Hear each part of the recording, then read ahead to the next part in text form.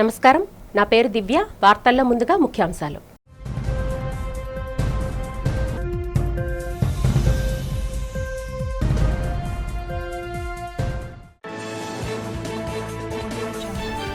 మహిళా రిజర్వేషన్ చట్ట సవరణ బిల్లు ఆమోదంపై ధీమా వ్యక్తం చేసిన కేంద్ర మంత్రి భూపతిరాజు శ్రీనివాస వర్మ నిర్ణయాధికారాలను మహిళలను భాగస్వాములను చేయడం దేశ అభివృద్ధికి సూచకమని వెల్లడి.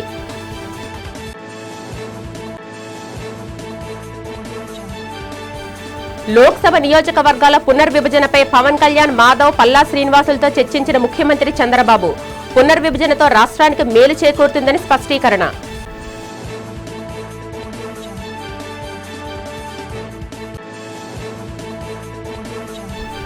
మహిళా రిజర్వేషన్ బిల్లుపై ఆసక్తికర వ్యాఖ్యలు చేసిన విజయవాడ మాజీ మేయర్ రాయన భాగ్యలక్ష్మి మహిళా రిజర్వేషన్ దిశగా దేశంలో తొలి అడుగు వేసిన నాయకుడు జగన్మోహన్ రెడ్డేనని స్పష్టం.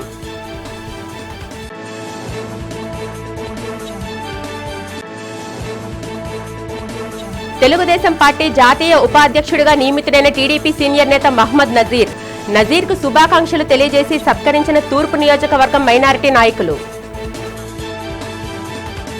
లోక్సభ నియోజకవర్గాల పునర్విభజన వల్ల దక్షిణాది రాష్ట్రాలకు ఎలాంటి నష్టం జరగదని, జనాభాతో సంబంధం లేకుండా అన్ని రాష్ట్రాల్లో 50% సీట్లు పెరుగుతాయని కేంద్ర ప్రభుత్వం స్పష్టం చేసింది. ఈ నేపథ్యంలో బుధవారం సాయంత్రం ముఖ్యమంత్రి చంద్రబాబు నివాసంలో పవన్ కళ్యాణ్, పీవీఎన్ మాధవ్, పల్లా శ్రీనివాసరావు భేటీ అయ్యి పునర్విభజన, మహిళా రిజర్వేషన్ బిల్లులపై సుదీర్ఘంగా చర్చించారు. ఈ సందర్భంగా కేంద్ర మంత్రులు కిరణ్ రిజిజు, అర్జున్ రామ్ మేఘ్వాల్, కిషన్ రెడ్డి, రామ్మోహన్ నాయుడుతో చంద్రబాబు ఫోన్లో మాట్లాడి సందేహాలను నివృత్తి చేసుకున్నారు. ప్రస్తుతం ఉన్న స్థానాల ప్రతిపాదన 50% సీట్లు పెరుగుతాయని, ఇదే విషయాన్ని బిల్లుతో స్పష్టంగా పొందుపరుస్తామని కేంద్ర హామీ ఇచ్చింది. దీంతో సంతృప్తి చెందిన కూటమి నేతలు ఈ బిల్లును స్వాగతించాలని నిర్ణయించారు. కావాలనే కొందరు దీనిపై దుష్ప్రచారం చేస్తున్నారని నేతలు అభిప్రాయపడ్డారు.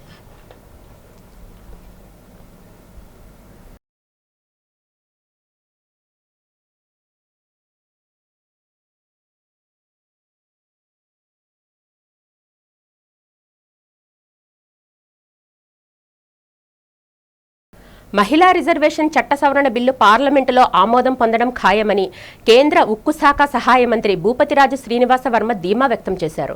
ఢిల్లీలో మీడియాతో మాట్లాడిన ఆయన పార్లమెంటులో జరుగుతున్న చర్చను దేశవ్యాప్తంగా మహిళలంతా ఎంతో ఉత్కంఠతో గమనిస్తున్నారని పేర్కొన్నారు. నిర్ణాయక అధికారాల్లో మహిళలకు భాగస్వామ్యం కల్పించడం వల్ల దేశం మరింత అభ్యున్నతి సాధిస్తుందని ఆయన ఆశాభావం వ్యక్తం చేశారు. చారిత్రాత్మకమైన ఈ బిల్లు ఆమోదానికి అన్ని రాజకీయ పార్టీలు సహకరించాలని మంత్రి కోరారు.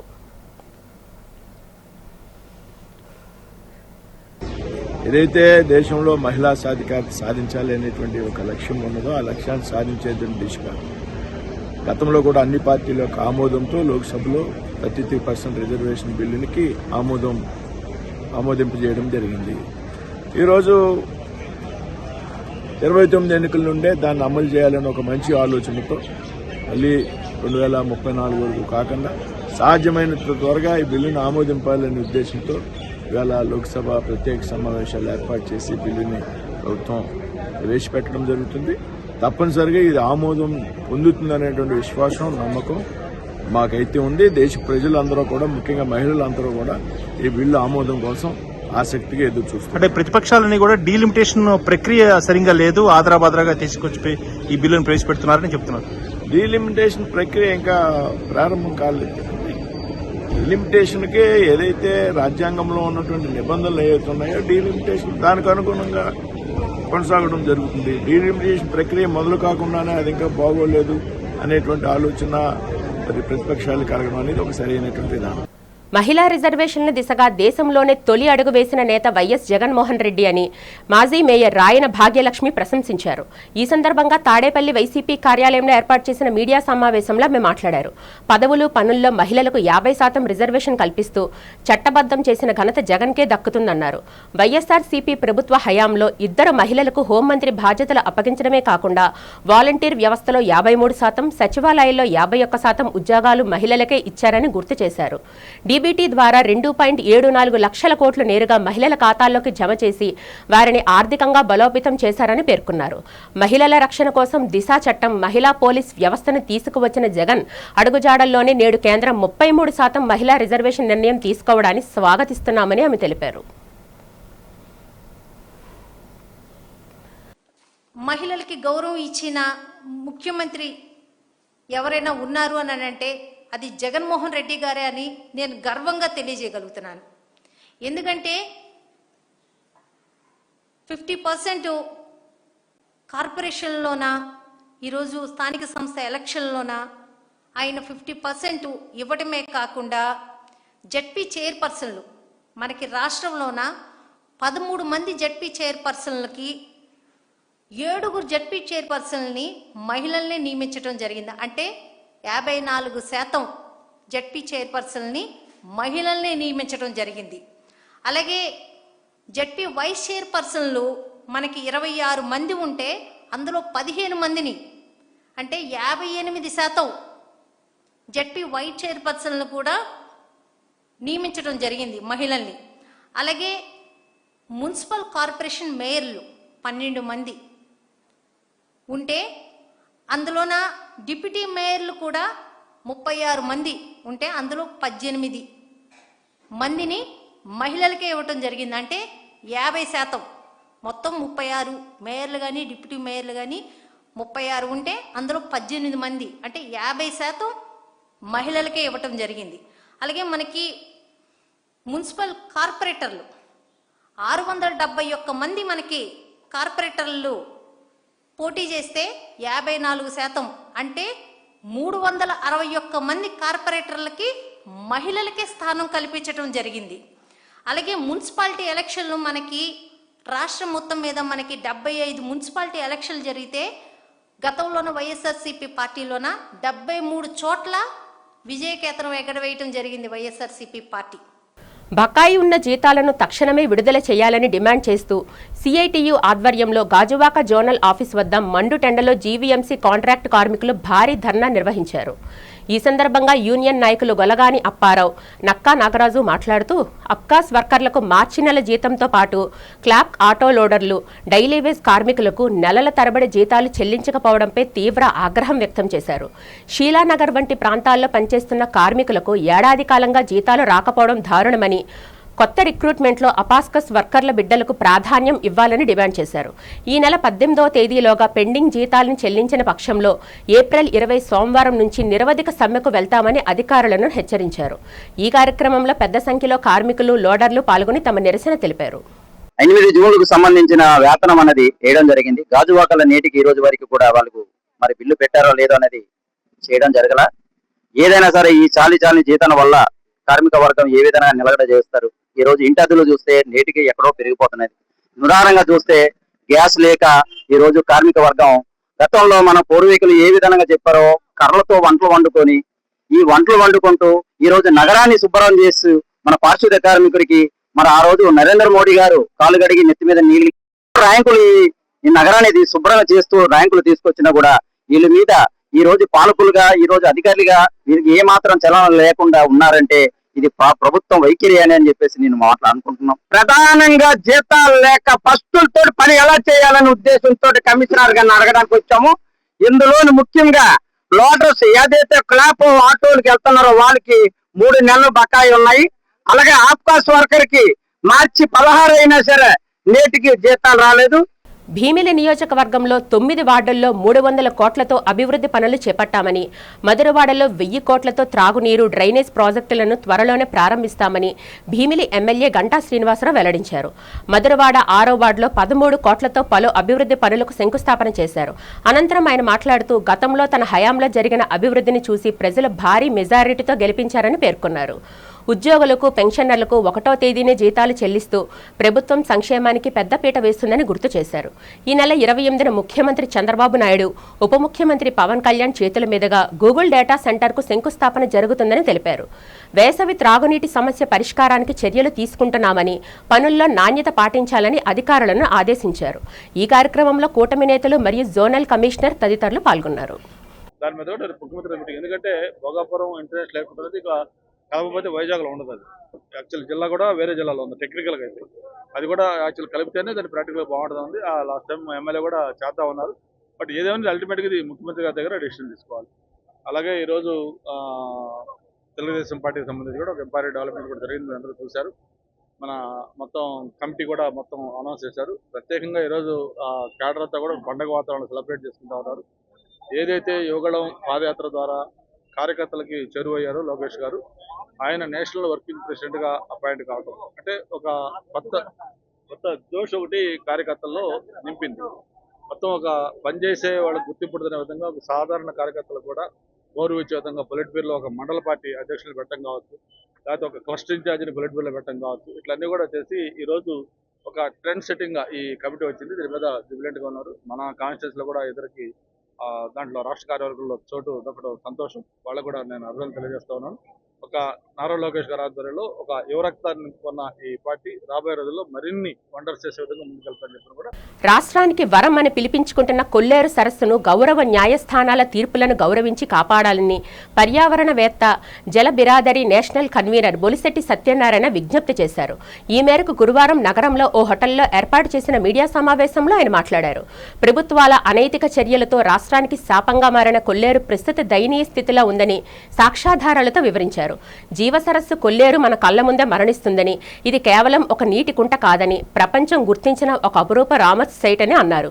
ఈ రోజున ఈ సరస్సు రాజకీయ స్వార్థానికి, ఆక్రమణలకు బలైపోగా మూగరోదన రోధిస్తుందన్నారు. 2006లో సుప్రీంకోర్టు ఆదేశాల మేరకు జరిగిన ఆపరేషన్ కొల్లేరు ద్వారా సుమారు 43,724 ఎకరాల్లో ఆక్రమ చెరువులను తొలగించారని గుర్తు చేశారు. పర్యావరణ పరిరక్షణ గురించి నిత్యం మాట్లాడే రాష్ట్ర ఉప ముఖ్యమంత్రి పవన్ కళ్యాణ్, పర్యావరణ శాఖ మంత్రిగా ఉన్న కూటమి ప్రభుత్వంతో కూడా కొల్లేరు విధ్వంసం ఆగకపోవడం అత్యంత దురదృష్టకరమని అన్నారు. ఇది చూస్తే, ఈ మ్యాప్ చూస్తే మీకు ఏమర్థమవుతుందంటే, ఇందులో కొల్లేరు లేక్ ఇది అసలు కలరు, కాంగ్రెస్ ఏమో గ్రీన్ కలర్ ఇచ్చాం, తెలుగుదేశం ఎల్లో కలరు, వైసీపీ ఒక అంటే నేరేడు పండు రంగు ఎందుకు ఇవ్వాల్సి వచ్చిందంటే కలర్ ఇక్కడ బ్లర్ అయిపోతుందని చెప్పి వైసీపీ, అలాగే ఇప్పుడు కూటమిది రెడ్ స్పాట్స్ 1, 2, 3, 4, 5, 6, 7 అలా మొత్తం 11 స్పాట్స్ ఉన్నాయండి. అంటే ఎక్కడెక్కడ కబ్జా అవుతుందో నేను అఫీషియల్ డేటా గూగుల్ డేటా ఇస్తున్నా. ఈ ఏరియా కూడా చెప్తున్నాను నేను, ఎక్కడ ఎంత కబ్జా అయింది, ఎవరి హయాంలో ఎంత కబ్జా అయిందో కూడా. కాంగ్రెస్ హయాంలో అంటే 1975 నుంచి 83 వరకు, ఆ తర్వాత 89 నుంచి 94 వరకు, 2004 నుంచి 2014 వరకు, మొత్తం 20 సంవత్సరాల్లో వాళ్ళు కబ్జా చేసింది 65,000 ఎకరాలండి. వాళ్ళ హయాంలో కబ్జా అయింది 65,000 ఎకరాలు. టీడీపీ మన 4 సార్లు ముఖ్యమంత్రి అయ్యానన్నారు కదా చంద్రబాబు నాయుడు గారి హయాంలో, ఆయనకి తెలిసి అయిందా తెలియకుండా అయిందా అంటే నేను మాత్రం తెలియకుండా అయిందని నేను అనుకోవడం వల్ల, ఎందుకంటే చంద్రబాబు నాయుడు గారికి ఎకాలజీ కంటే ఎకనామీ మీద ఇంట్రెస్ట్ కాబట్టి ఆయన ఆధ్వర్యంలో 83 నుంచి 89 వరకు, అలాగే 94 నుంచి 2004 వరకు, అలాగే 2014 నుంచి 19 వరకు 20 ఏళ్ళ పాటు 60,000 ఎకరాలు. ఇందాక వాళ్ళది 65,000 ఎకరాలు అయితే ఇది 60,000 ఎకరాలు, కొద్దిగా రీజనబుల్. తర్వాత వైసీపీ 5 ఏళ్ళలో 2019 నుంచి 24 వరకు 30,000 ఎకరాలు కబ్జా అయింది. అలయన్స్ గవర్నమెంట్ వచ్చిన తర్వాత 2 సంవత్సరాలు ఇంకా కాలేదు కాబట్టి మొదలు పెట్టారు 6,000 ఎకరాల వరకు ఇప్పుడు కబ్జా జరిగింది. సో వెరసి 1,61,000 ఎకరాలు కొల్లేరుని కబ్జా చేశారు. తెలుగు భాష రక్షణ కోసం కూటమి ప్రభుత్వంతో అమీతుమీ తేల్చుకునేందుకు తెలుగుదండు ప్రజా ఉద్యమానికి మరోసారి సమాయత్తమవుతుందని తెలుగుదండు అధ్యక్షుడు పరవస్తు సూరి తెలిపారు. తెలుగుదండు కార్యాలయంలో గురువారం జరిగిన మీడియా సమావేశంలో పరవస్తు సూరి మాట్లాడుతూ కూటమి ప్రభుత్వం మరోసారి మాట తప్పిందన్నారు. తెలుగు భాష రక్షణ గురించి, తెలుగు జాతి వైభవాన్ని గురించి అద్భుతంగా ప్రవచనాలు వల్లిస్తుందే తప్ప ఆచరణ మాత్రం వట్టి విస్తరాకు మంచినీళ్లు సామెతలా తయారైందని విమర్శించారు. తెలుగుదండు ఆధ్వర్యంలో ఈ నెల 19వ తేదీ ఆదివారం ఉదయం 10 గంటలకు విశాఖ పౌర గ్రంథాలయంలో మాతృభాషాభివృద్ధికి మార్గమేమి అంటూ చర్చా కార్యక్రమం నిర్వహిస్తున్నామన్నారు.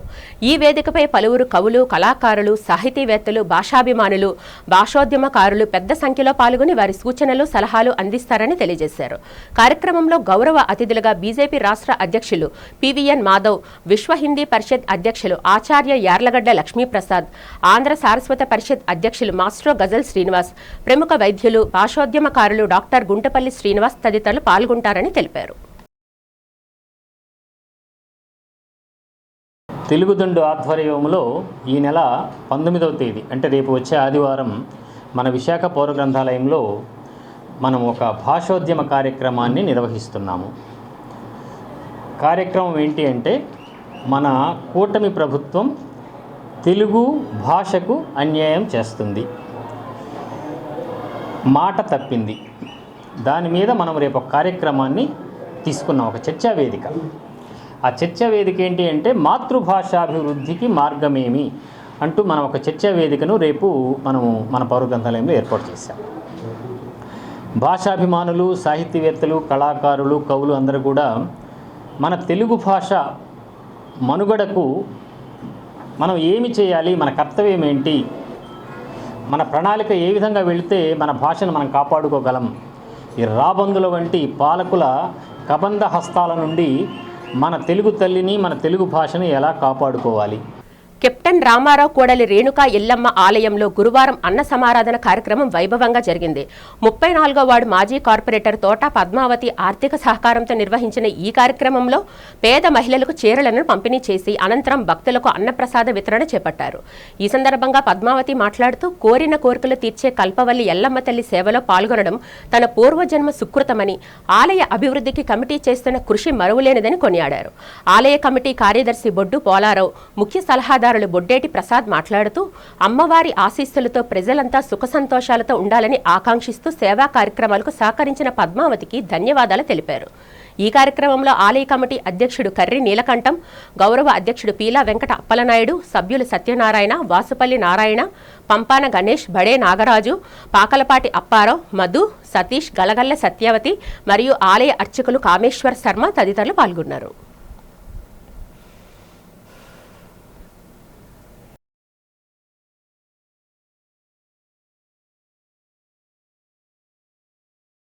నమస్కారం. ఈరోజు ఎల్లమ్మ గుడిలో అన్నదాన కార్యక్రమానికి నన్ను ఆహ్వానించినందుకు గుడి కమిటీ అందరికీ ప్రత్యేకించి ధన్యవాదాలు తెలియజేసుకుంటున్నాను. మరి ఈ 5 ఏళ్ళు కార్పొరేటర్గా పూర్తి చేశాను. స్టార్టింగ్ అమ్మవారి ఆశీస్సులతోనే నేను ఎలక్షన్ క్యాంపెయిన్ కానీ ఏదైనా నేను ఇక్కడి నుంచే స్టార్ట్ అవ్వడం జరిగింది.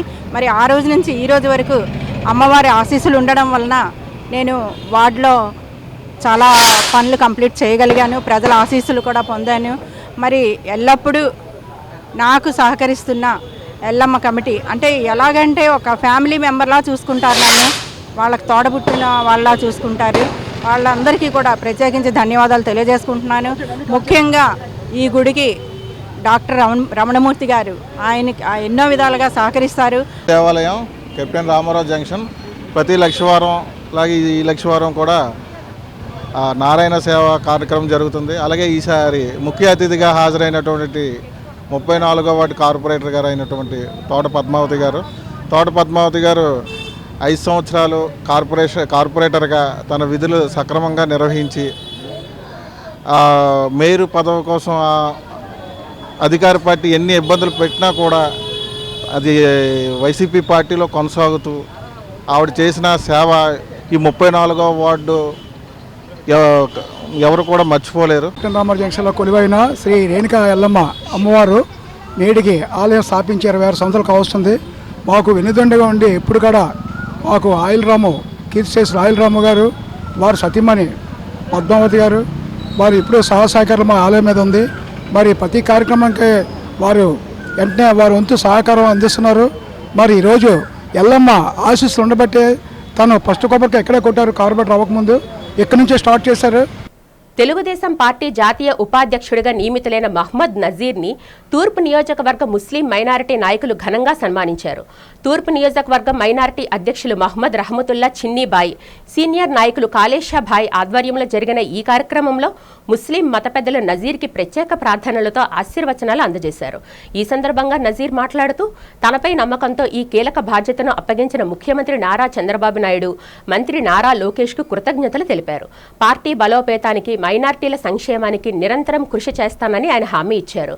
నజీర్ నియామకం పట్ల హర్షం వ్యక్తం చేసిన రహమతుల్లా ఆయన నాయకత్వంలో మైనార్టీ విభాగం మరింత బలోపేతం అవుతుందని ధీమా వ్యక్తం చేశారు. ఈ కార్యక్రమంలో అక్బర్ అలీ, సమీర్, ఎండి బాబ్జీ, షేక్ జానీ, ఎండి అలీ, సుభాని తదితర మైనార్టీ నాయకులు పాల్గొని నజీర్ గారిని అభినందించారు. జాతీయ ఉపాధ్యక్షుడిగా నారా చంద్రబాబు నాయుడు గారు, నారా లోకేష్ గారు, అలాగే పల్లా సీను గారు, వారి ముగ్గురు ఆశీస్సులతో, అలాగే మా జిల్లా ఎంపీ గారు, అలాగే అందరు ఎమ్మెల్యేల యొక్క సహాయ సహకారాలతో నేను నారా చంద్రబాబు నాయుడు గారి ఆశీస్సులతో, నారా లోకేష్ గారి ఆశీస్సులతో, అలాగే మా రాష్ట్ర అధ్యక్షులు మా అన్న పల్లాసీని గారు, అలాగే మా ఎంపీ భరత్ గారు, అలాగే మా స్థానిక ఎమ్మెల్యేలు ముఖ్యంగా గంటన్న, అలాగే వెలగపూడి గారు, గణబాబు గారు, అలాగే కోళ్ళ లలిత కుమారి గారు, ఎవరెవరు అలాగే మా స్థానిక శాసనసభ్యులు బీజేపీ ఎమ్మెల్యే మా అన్న విష్ణుకుమార్ రాజు గారు అందరి యొక్క ప్రేమాభిమానాలతో ఇవాళ నేను జాతీయ ఉపాధ్యక్షుడిగా నాకు నియమించడం జరిగింది. నేను తూర్పు నియోజకవర్గ వల్లపూడి రామకృష్ణరావు గారు నన్ను తూర్పు నియోజక మైనార్టీ సెల్ వైస్ ప్రెసిడెంట్గా నన్ను నియమితం చేశారు. అప్పటి నుంచి కూడా నా సేవలు మా పార్టీకి నేను చేస్తూనే ఉన్నాను. ప్రతి సేవ కూడా ప్రజలకి, పేదవాళ్ళకి పనికొచ్చే కార్యక్రమాన్ని చేస్తూనే ఉన్నాం. ఇప్పుడు మా నారా చంద్రబాబు నాయుడు గారు, మా నారా లోకేష్ గారు 33 సంవత్సరాలు విశాఖపట్నంకి ఒక మెజారిటీ ముస్లిమ్స్కి ఒక పదవి అనేది 33 సంవత్సరాల తర్వాత ఇప్పుడు ఇచ్చారు. దేశంలో అమలవుతున్న ఎస్సీ ఎస్టీ రాజకీయ రిజర్వేషన్ల విధానంపై తక్షణ పునఃసమీక్ష అవసరమని విదసం ఐక్యవేదిక కన్వీనర్ డాక్టర్ బూసి వెంకటరావు అన్నారు. పార్లమెంట్లో డీలిమిటేషన్ బిల్లు నేపథ్యం అంబేద్కర్ భవన్లో విదసం ఐక్యవేదిక ఏపీ స్టేట్ కౌన్సిల్ ఆధ్వర్యంలో మీడియా సమావేశం నిర్వహించారు. ఈ సందర్భంగా వారు మాట్లాడుతూ పూనా ఒప్పందం ప్రకారం అమల్లోకి వచ్చిన ప్రస్తుత నియోజకవర్గాల రిజర్వేషన్ పద్ధతి వల్ల దళితులకు ఆశించిన రాజకీయ ప్రయోజనం కలగడం లేదన్నారు. దళిత ప్రతినిధులు పార్టీల కనుసన్నల్లో ఉంటూ వర్గ ప్రయోజనాలను కాపాడలేకపోతున్నారని విమర్శించారు. రాజ్యాంగంలో ఆర్టికల్ 330కి సవరణ చేసి దళితుల ప్రయోజనాలను రక్షించేలా పొలిటికల్ కమ్యూనల్ అవార్డును పునరుద్ధరించాలని లేదా డబుల్ ఓటు హక్కు కల్పించాలని డిమాండ్ చేశారు. త్వరలోనే ఢిల్లీ వేదికగా దేశవ్యాప్త దళిత సంఘాలతో కలిసి ఈ అంశంపై ఉద్యమిస్తామని, రాజ్యసభలోని దళితులకు ప్రాధాన్యం కల్పించేలా చట్ట సవరణ చేయాలని ఈ సందర్భంగా వారు కోరారు. కోసం ప్రత్యేక సమావేశం జరుగుతూ ఉంది. డీలిమిటేషన్ చట్ట సవరణ కోసం అధికార ప్రతిపక్ష పార్టీలు ఒకరికొకరు మోహరించి మాటల యుద్ధానికి సిద్ధమవుతూ ఉన్నాయి. ఈ పరిస్థితుల్లో దళిత సంఘాలుగా మేము కూడా మా అభిప్రాయాన్ని చెప్పాల్సినటువంటి తగిన సమయమని చెప్పి మేము భావిస్తూ డీలిమిటేషన్తో పాటుగా ఎస్సీ ఎస్టీల రిజర్వేషన్లు కూడా సమీక్షించండి. దళితుల ప్రయోజనాలు కాపాడలేనటువంటి పూనా ప్యాక్ట్ ఫార్ములా రాజకీయ రిజర్వేషన్లు సమీక్షించండి, లేదు రద్దు చేయండి. వాటి స్థానంలో పూనా ప్యాక్ట్ స్థానంలో కమ్యూనల్ అవార్డు ఫార్ములా ప్రకారం రిజర్వేషన్ విధానాన్ని పరిశీలించాలని చెప్పి ప్రభుత్వాన్ని డిమాండ్ చేయదలుచుకున్నాం. మహావిశాఖ నగర పాలక సంస్థకు చెందిన విలువైన భూములు, భవనాలు మరియు ప్రజా ఆస్తులను ప్రైవేటు సంస్థలకు ధారాదత్తం చేయడాన్ని తీవ్రంగా వ్యతిరేకిస్తున్నట్లు జీవీఎంసీ మాజీ floor leader doctor B Gangarao, CPM నేత పి మణి స్పష్టం చేశారు. ఈ సందర్భంగా మద్దెలపాలెం ఏచూరి భవన్లో జరిగిన మీడియా సమావేశంలో వారు మాట్లాడారు. పీపీపీ మరియు జాయింట్ వెంచర్ల పేరుతో ముడసరలోవలోని 600 ఎకరాల భూములు, శివాజీ పార్కు, ప్రధాన మార్కెట్లు, కళ్యాణ మండపాలు, ఆఖరికి శ్మశానాలను కూడా 99 ఏళ్లు లీజుకు ఇచ్చేందుకు టెండర్ ప్రక్రియ ప్రారంభించడం దుర్మార్గమని మండిపడ్డారు. ఈ నిర్ణయాల వల్ల జీవీఎంసీ ప్రజల ఆస్తులు శాశ్వతంగా ప్రైవేటు వ్యక్తుల పరం అవుతాయని, ఇది జీవీఎంసీని ఒక ప్రైవేట్ లిమిటెడ్ సంస్థగా మార్చడమేనని విమర్శించారు. అభివృద్ధి ముసుగులో జరుగుతున్న ఈ ఆస్తుల అమ్మకానికి వ్యతిరేకంగా ప్రజలందరూ ఐక్యంగా పోరాడాలని వారు పిలుపునిచ్చారు. ఆస్తులు జీవీఎంసీ ఆధీనంలో ఉన్నటువంటి వాటినన్నింటినీ తెలుగుదేశం కూటమి ప్రభుత్వం లూటీగా సిపిఎం పార్టీ భావిస్తూ ఉన్నది. అందువలన ఈ యొక్క దుర్మార్గమైన టెండర్ల ప్రక్రియని వెంటనే రద్దు చేయాలని సిపిఎం పార్టీ డిమాండ్ చేస్తున్నది. అలాగే స్థానిక ఎంపీలు, ఎమ్మెల్యేలు వారందరూ కూడా జీవీఎంసీ యొక్క ఆస్తుల్ని నడిబజారులో అమ్మేయటానికి వాళ్ళు అనుకూలమా వ్యతిరేకమా అనేటువంటిది వాళ్ళు చెప్పాలి. బహిరంగంగా ప్రకటన చేయాలి, ప్రజలకి తెలిసేలా వాళ్ళు మాట్లాడాలని సిపిఎం పార్టీ వాళ్ళని డిమాండ్ చేస్తూ ఉన్నది. జీవీఎంసీ అనేక ఆస్తులు కలిగి ఉంది. అవన్నీ కూడా ప్రజా ప్రయోజనాల కోసం ఉపయోగించేటటువంటి ఆస్తులు. ఆంధ్రప్రదేశ్ మున్సిపల్ కార్పొరేషన్ చట్టం 1955 ప్రకారం మున్సిపల్ కార్పొరేషన్కి దఖలు పడినటువంటి ఆస్తులన్నీ కూడా ప్రజా ప్రయోజనాలకే వినియోగించాలి. ప్రైవేట్ సంస్థలకు అమ్మేయటానికి కానీ, ప్రైవేట్ సంస్థలకి దీర్ఘకాలం పాటు ధారాదత్తం చేయడానికి కానీ ఎటువంటి హక్కు అనేటువంటిది రాష్ట్ర ప్రభుత్వానికి లేనే లేదు. జీవీఎంసీలో ప్రజల ఆస్తులని మానిటైజేషన్ పేరుతో ప్రైవేట్ వ్యక్తులకి పీపీపీ పేరుతో ఇచ్చేయాలని చూస్తున్నారు. ఈ టెండర్ ప్రక్రియని తక్షణం రద్దు చేయాలని చెప్పి పార్టీగా డిమాండ్ చేస్తున్నాము. ఇప్పటికే జీవీఎంసీ ఇంటి పన్ను ప్రతి సంవత్సరం 15% పెంచుతున్నారు. మేము అధికారంలోకి వస్తే ఇంటి పన్ను పెంచము అని చెప్పారు, కానీ కూటమి ప్రభుత్వం కూడా ఇంటి పన్ను పెంచుతోంది. ప్రజల్ని జలగల్లాగా పట్టి పీడిస్తున్నారు. అలాగే ఇప్పటికే రోడ్లు ప్రైవేటీకరణ చేశారు.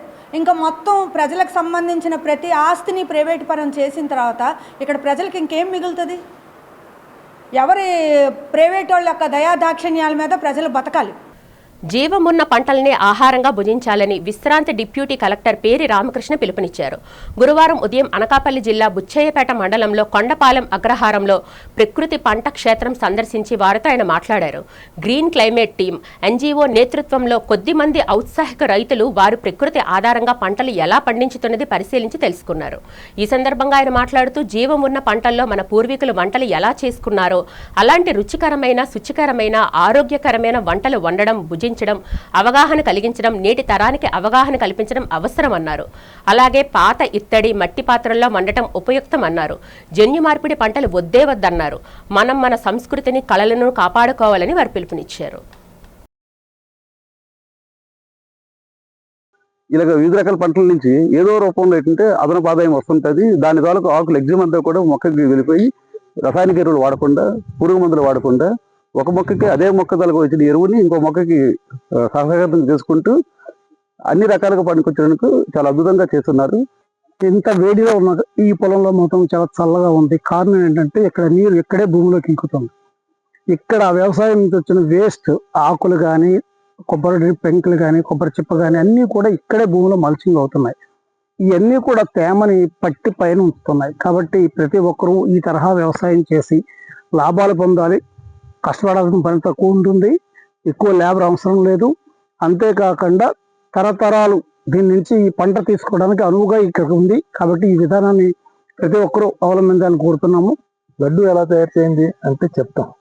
లడ్డు శనగపిండి కావాలి, బెల్లం కావాలి, లేకపోతే పంచదార కావాలి, నెయ్యి కావాలి. ఇలాగ వాటిలో ఇంగ్రీడియంట్స్ అవి ఎక్కడి నుండి వచ్చాయి అని అడిగితే చిన్నపిల్లాడు కూడా చెప్తాడు, భూమి నుండి వచ్చాయి అని. మరి మన మనిషి శరీరం ఎక్కడి నుండి వచ్చింది, ఎలా వచ్చింది, దేంతో తయారైంది అని అడిగితే ఒక్కసారి అందరికీ కన్ఫ్యూజన్ వస్తుంది.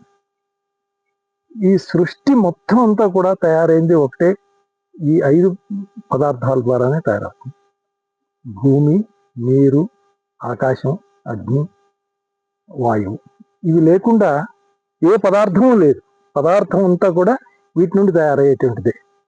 పదార్థం బ్రతకాలి అంటే ఈ నీరు, లేకపోయినట్లయితే ఈ వాయువు, ఇవి తోడవాలి. వెలుతురు దానికి తప్పనిసరిగా ఉండి తీరాలి. సో వీటి ద్వారా మాత్రమే ఈ సృష్టి నిలబడుతుంది. వార్తలు ముగించే ముందు ముఖ్యాంశాలు మరొకసారి చూద్దాం.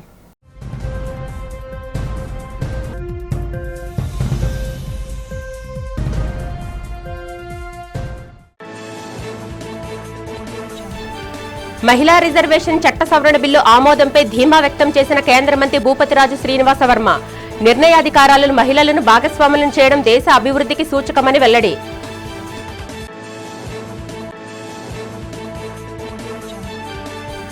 లోక్సభ నియోజకవర్గాల పునర్విభజనపై పవన్ కళ్యాణ్, మాధవ్, పల్లా శ్రీనివాసులతో చర్చించిన ముఖ్యమంత్రి చంద్రబాబు పునర్విభజనతో రాష్ట్రానికి మేలు చేకూరుతుందని స్పష్టీకరణ.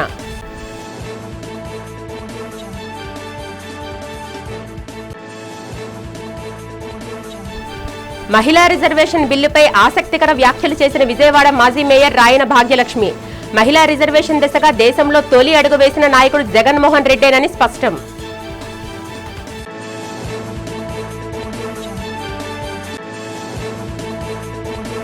తెలుగుదేశం పార్టీ జాతీయ ఉపాధ్యక్షుడిగా నియమితుడైన టీడీపీ సీనియర్ నేత మహ్మద్ నజీర్కు శుభాకాంక్షలు తెలియజేసి సత్కరించిన తూర్పు నియోజకవర్గం మైనారిటీ నాయకులు.